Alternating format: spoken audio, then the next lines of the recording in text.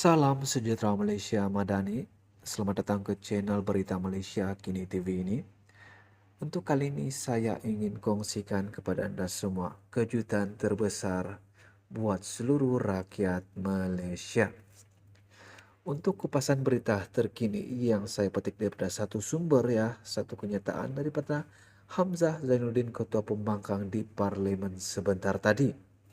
Berkaitan dengan belanjawan 2023 yang dinyatakan seperti selimut senteng, serba kekurangan, kata Hamzah.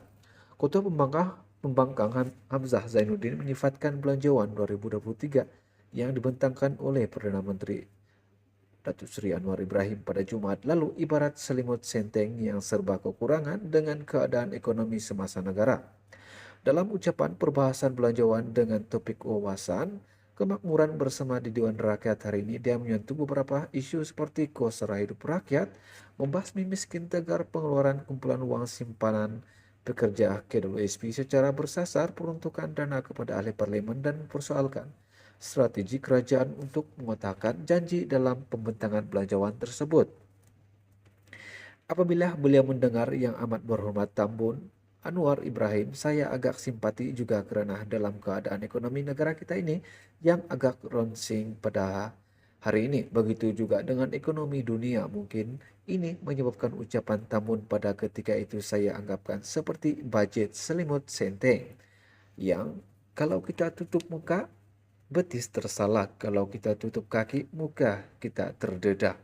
Yang artinya banyak dalam belanjawan itu kurang dalam menentukan masa depan kita kerana sepatutnya belanjawan ini sesuatu yang boleh melonjakkan pertumbuhan dalam ekonomi negara, katanya.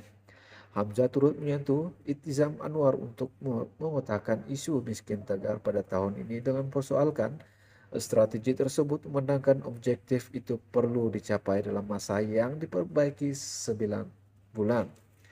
Apabila Yang Berhormat Tambun menjelaskan tentang untuk mengutahkan kemiskinan nakam tahun ini juga, saya ucapkan syabas dan tahniah, kita berikan tapukan.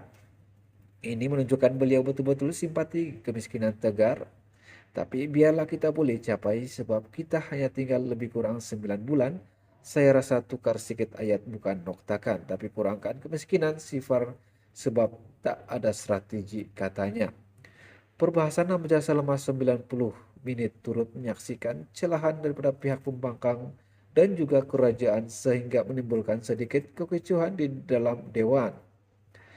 Kekecohan itu timbul apabila Wadli Pakatan Harapan Ipoh Timur bangun untuk mencelah perbahasan Hamzah, namun ia tidak didakan sehingga membuatkan beberapa ahli parlimen PN tidak berpuas hati terhadap Li yang berdegil untuk mendapat izin mencela.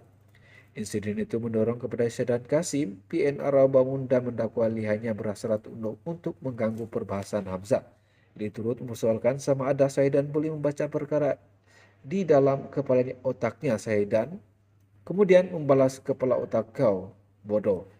Bagaimanapun, Johari kemudian menerapkan pertengkaran itu sambil meminta Li duduk.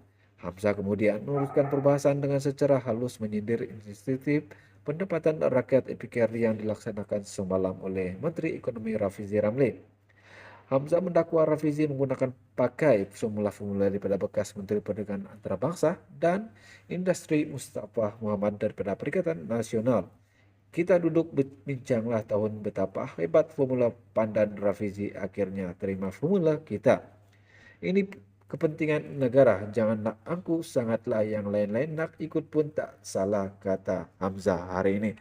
Tuan-tuan dan puan-puan semua, itu saja berita terkini yang dapat saya kongsikan kepada anda semua.